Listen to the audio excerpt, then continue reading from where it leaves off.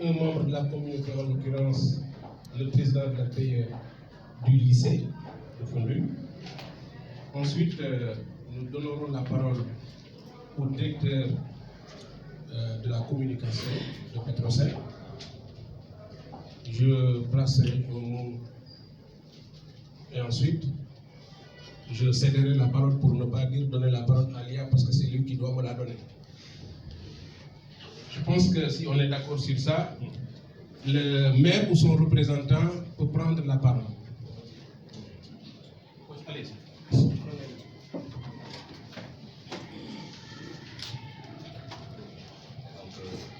Monsieur l'inspecteur d'académie de Fatick, monsieur l'inspecteur de l'éducation et de la formation de Foundiougne,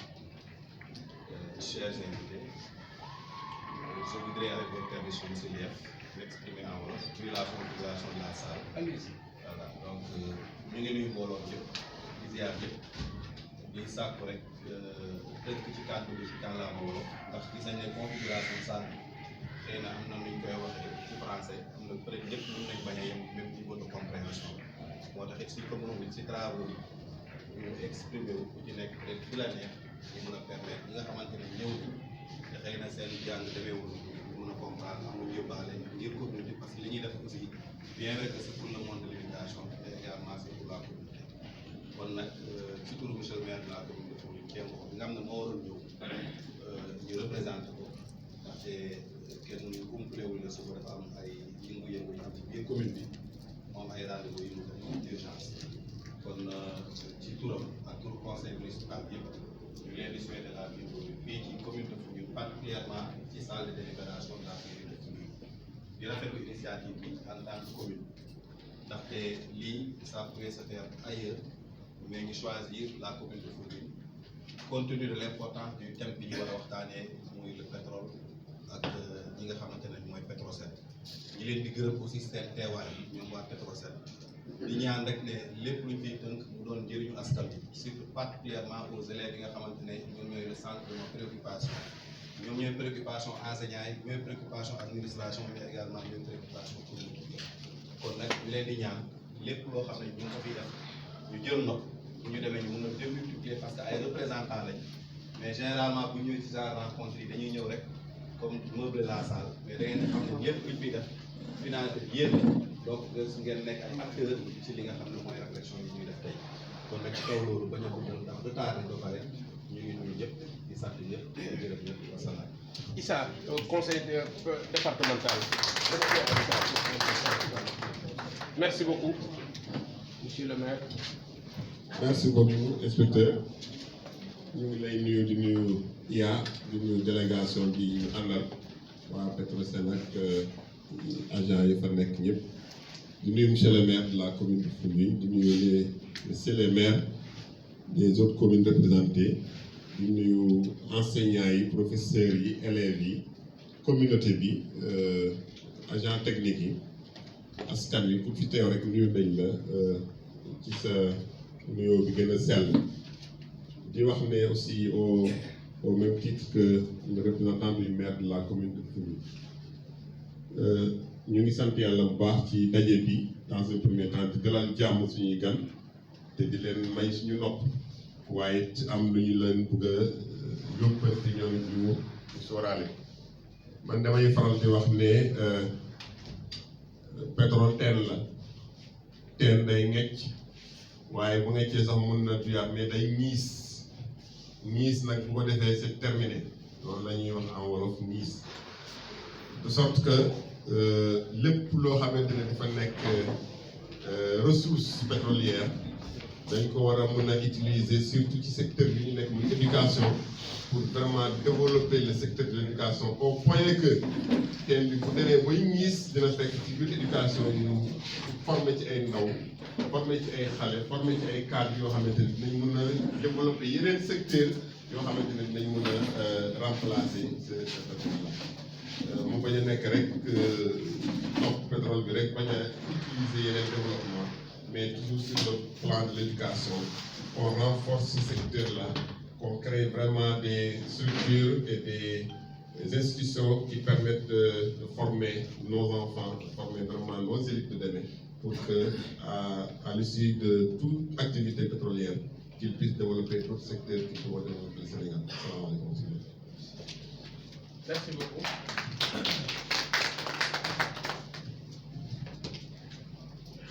Le président de l'APE du lycée.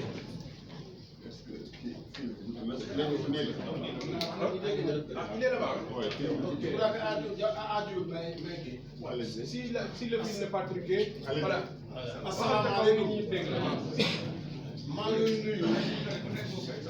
Le représentant du Petrosen, monsieur les inspecteurs d'académie hier, monsieur le président du conseil départemental ou son adjoint, monsieur le maire de la commune de Foundiougne, messieurs les maires des autres communes du conseil départemental de Foundiougne, jàngalekat yi mbokk yi élèves yi jot a ñëw maa ngi sant ñëpp ci seen teewaay man nag sama wax du sori danoo ñëw pour taataan waaye nag am na tuuti interrogation xam naa dana ci mën a dana waxtaan ci biir mooy pétrole bi ñuy gaz ak pétrole de gaz bi ñuy exploité fii si soriwul dara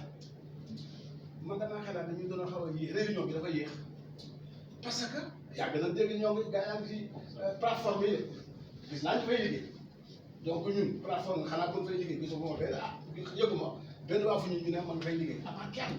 boo xam ne chauffeur la ko donc ñun suñu élèves est-ce que xamul tax tuuti maintenant on parle peut-être na pas trente pétrole bi dafa laaj xam-xam bi dañ koy jàng kuy def bac soo paree war na la mën a orienté leneen ak leneen école yi fan la fan yi joxee formation leneen ak leneen loolu yaatu na ma bàyyi nag balaa may kii parole addi kii parole si kii bu bàyyi ñenn ñi merci beaucoup.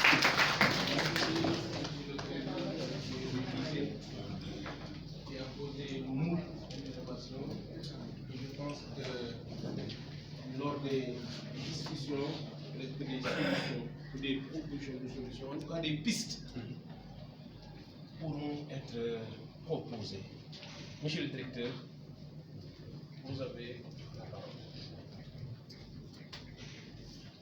Merci beaucoup, monsieur l'inspecteur. xam naa nag ngeen ma baal tuuti parce que séeréer mooy wax olof waaye sama olof du nekk noonu tellement mais maa ngi bëgg a tàmbale nuyu inspecteur d'académie SG, merci beaucoup, monsieur l'inspecteur de l'éducation et de la formation, monsieur le représentant du maire, monsieur le représentant du conseil départemental de Foundiougne, monsieur les représentants des parents d'élèves, monsieur les professeurs, monsieur les élèves, yéen ñëpp maa ngi leen di nuyu ku nekk ci turam ak santam di leen sant kontaan lool ci ndaje bi ak mobilisation bi ngeen def pour accueillir ñu vraiment lu rafet la. Je vais un peu parler de l'objectif lan moo ñu tax a jóg lan moo tax a jóg Petrosen tey pour organiser ndaje bu mel nii ñun ci suñu stratégie de communication dañu gis ne su fekkente ne bëgg nañu jot askan bi yëpp il faut que ñu am ay groupe de cible yoo xam ne dañu war a waxtaan ak ñoom comme ça suñu waxtaanee ak ñoom ñu mën a nekk suñuy relais ci askan bi parce que mën nañuy jël wax ak Sénégalais bu nekk mais mën nañu boole nit ci ay groupe de cible jéem a am jeetaay ak ñoom élèves yi professeurs yi étudiants yi ci la ñu bokk journalistes yi aussi ci la ñu bokk mais ndaje bi tey dañ ko jagleel élèves yi professeurs yi maanaam le milieu éducatif moom la ñu bëgg a lëkkaloo ak secteur pétrole ak gaz ñu gën a xam lan la ñuy def lan la ñuy liggéey ci biir secteur boobu loolu moo ñu tax a jóg tey ñu commencé ko nag Saint-Louis daaw door a ñëw fii Fatick parce que li ñu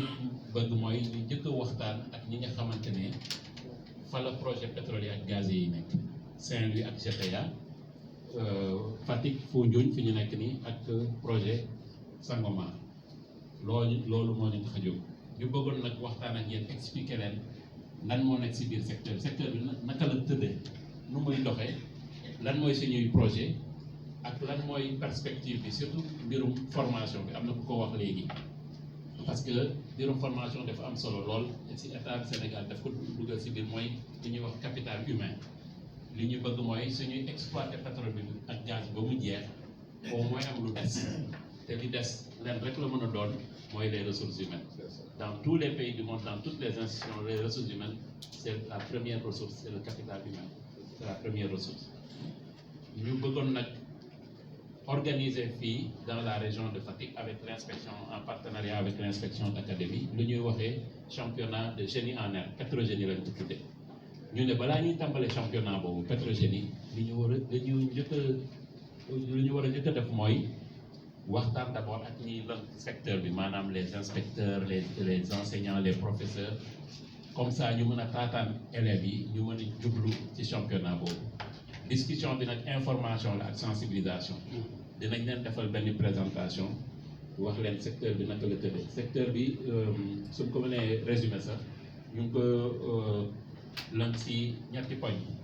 def ci am présidence de la République ak COS Petrogaz mooy comité d'orientation stratégique du pétrole et du gaz bon présidence lañ ko logé yëpp ministères yi liggéey ci biir pétrole yëpp ci la ñu nekk ak opposition ak société civile ñooñu ñooy joxe orientation bi naka la ñu war a gouverner suñu secteur pétrole ak gaz ba mu am njëriñ ci dëkk bi ça c'est le premier deuxième bi mooy ministère de l'énergie du pétrole et des mines kooku moo ñu yilif ñun mooy suñu tutelle technique kooku aussi suñu génnee suñu définir politique moom mooy définir politique bi après ñun ñu door a dérouler ci biir ministère boobu nag am na benn direction boo xam ne moom la ñuy lëkkaloo tout le temps mooy direction générale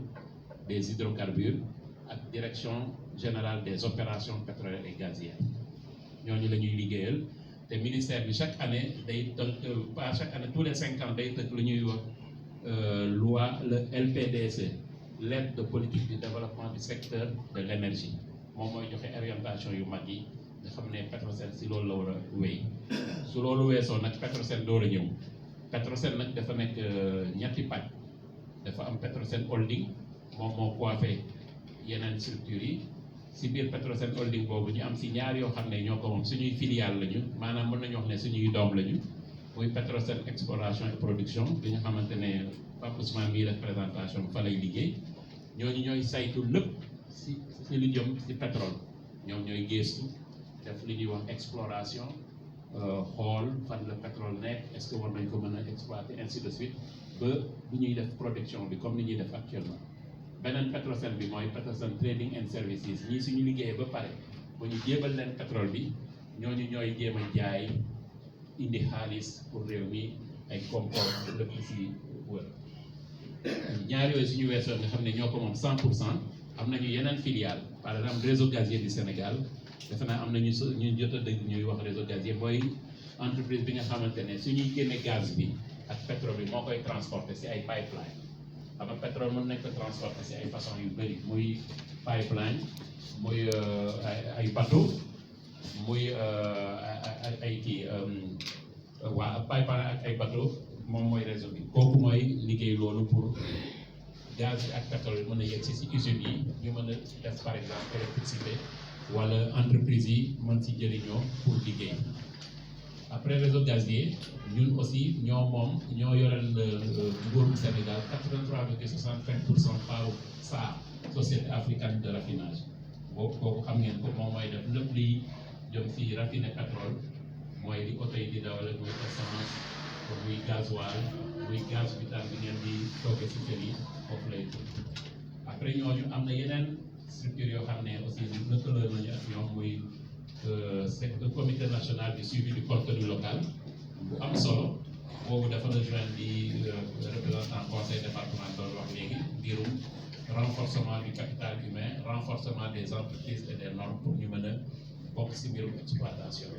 après loolu am nañu société bi ñuy wax aussi Teranga Naval Services kooku mooy aar suñu tool yi si biir géej bi pour vraiment sécuriser ko secteur bi noonu la doxee bi ñuy amee découverte yi aussi état du Sénégal am na ay jéego yu rëy yu si def maanaam le premier jéego bi avant même ñu exploité mooy ci constitution bi dañu ne les ressources appartiennent au peuple, l'article 25 de la constitution. Donc ne serait-ce que pour ça dañu war di ñëw ci biir askan bi di waxtaan ak ñoom parce que les ressources vous appartiennent. Ensuite état bi def na ay lois yu bëri, par exemple changé nañu code pétrolier de 1998 bi tax ñu am découverte yi dañ ko changé après def code pétrolier de 2019 def nañu le code gazier, def nañu la loi sur le contenu local, def nañu aussi la loi sur la répartition des revenus,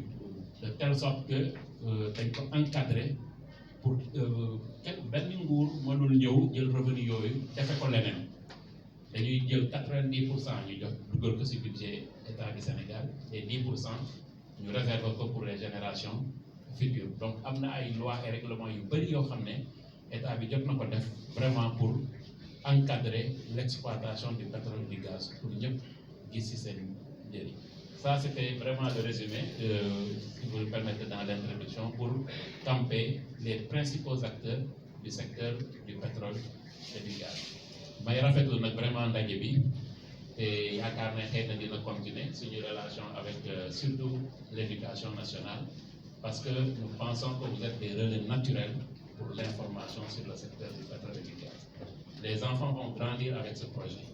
C'est des projets qui durent 25 ans, 30 ans ou plus. Si on découvre d'autres ressources, ça va durer davantage. Donc c'est important que les enfants comprennent l'écosystème du pétrole et du gaz pour pouvoir s'orienter demain dans des secteurs qui tournent soit autour du secteur ou en tout cas dans l'environnement même du secteur. C'est ça vraiment l'objectif que nous recherchons et nous vous remercions encore pour la collaboration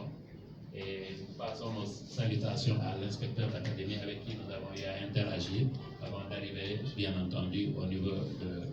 la région de Fatick. Voilà en résumé, monsieur l'inspecteur, ce que je voulais dire en introduction avant de vous passer la parole. Merci beaucoup. Merci, monsieur le directeur. Merci, Petrosen. Petrosen, peut-être dama koy tuddee pétrole du Sénégal. waaw wala sax seen pétrole. mooy li askan wi moom parce que yaa ko wax. waaye doon na gën a neex bu ñu tuddee woon suñu pétrole. li tax ma wax loolu mooy président conseil départemental ak APE daf ko wax ñu ne fii ci département de Foundiougne am na fi ay tool yu pétrole kon rencontre bi am na solo lool pour que nit ñi mën a yeewu xam li nga xam ne loolu moom moo fi nekk yan possibilité moom moo fi am yan ambition moo fi am moo tax configuration bi ci réunion yu mel nii daf ma rëcc waaye daawuma ko bëggee nii parce que su ma xoolee dafa mel ni élèves yëpp ñu nga jox côté bëri te dañoo mut ñu wan leen gannaaw nun mag ñi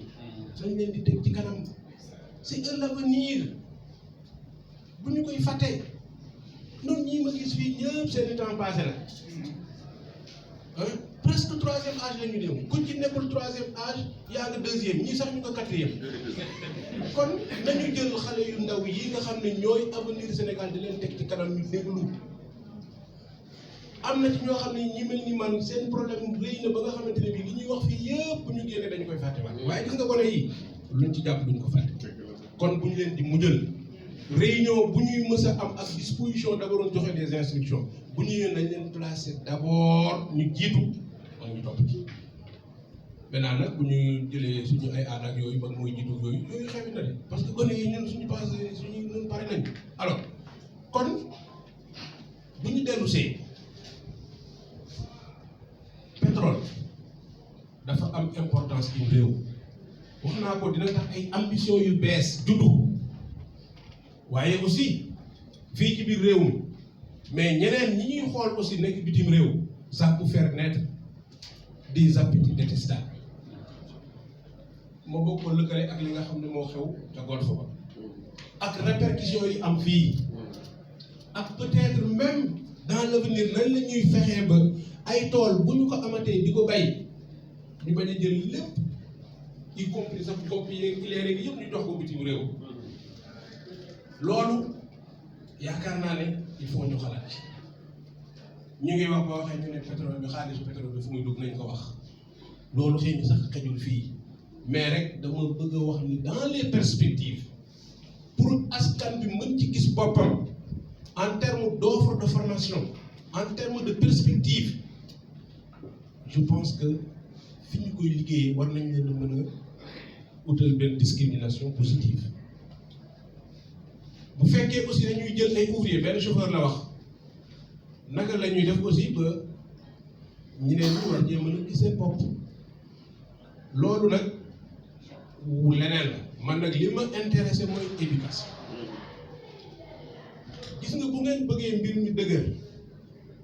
am avenir nañ ko def ci xale yi engagement bi mu mën a jël de mooy si nous avons les bonnes informations dinañu joxe des instructions pour que dans les classes des leçons axées sur les problématiques que nous allons débattre ici ñu dugal ko dans les classes mais duñ yem foofu dugal ko dans les CGE pour que askan bi ci boppam xam ko nous aurons aussi peut-être des plateformes de communication au niveau des radios communautaires qui sont sur place. Nous allons, si nous disposons des bonnes informations, n'est-ce pas, faire des communications axées sur ça. Parler aux jeunes qui doivent être formés. Parler aux élèves qui sont dans les classes. Parler aux enseignants qui sont le relais. Donc, cette session de sensibilisation vient à son niveau. Nous souhaitons vraiment que tout se déroule très bien. Nous vous souhaitons la bienvenue ici à Foundiougne. Et c'est une terre bénie, de teranga, au bord de la mer. Accès devenu facile avec le pont qui relie non seulement l'intérieur du Sénégal, mais aussi l'extérieur, la Gambie est plus proche. Donc vraiment, nous sommes très contents de vous accueillir ici. Et je pense que les débats que nous aurons ici seront très utiles, et surtout pour les jeunes, les élèves qui sont là. Yéen a moom mbir mi lu leen ci jaaxal poser leen question bu ngeen bëggee formation naka ngeen di def yooyu bu fekkee aborder nañ question yooyu wax leen li ngeen xalaat yéen ay avenir réew mi ñii ma gis fii ñu ci bare na yéen nag yéen a war a tàmbali jël relève bi ñun yéen lañu yaakaaram te li tax ñu andi leen fii aussi c'est pas un hasard am na loo xamante ne ni donc warul mën a am toog ñibbi di xalaat te it damaa bëgg yéen bu ngeen ñibbee bu ngeen discuter ak seen yaay ak seen moroomu élève ngeen rendre compte au niveau de structure parce que nag am ngeen un gouvernement scolaire am ngeen un chargé de tous les ministères existent là-bas mais nag bu ngeen amul ministère du pétrole bu déwénee na ngeen ko créer de l'énergie voilà na ngeen ko créer te pétrole ngeen jox ko nag benn kii boo xamante ne bii da ngeen ci communiquer mais juste en collaboration avec les professeurs encadreurs kon vraiment du ñu guddal dañuy noppi inspecteur d'académie va prendre la parole. Je ne vais pas lui donner la parole parce que c'est lui qui doit me la donner. Donc je me tais pour qu'il s'adresse à vous.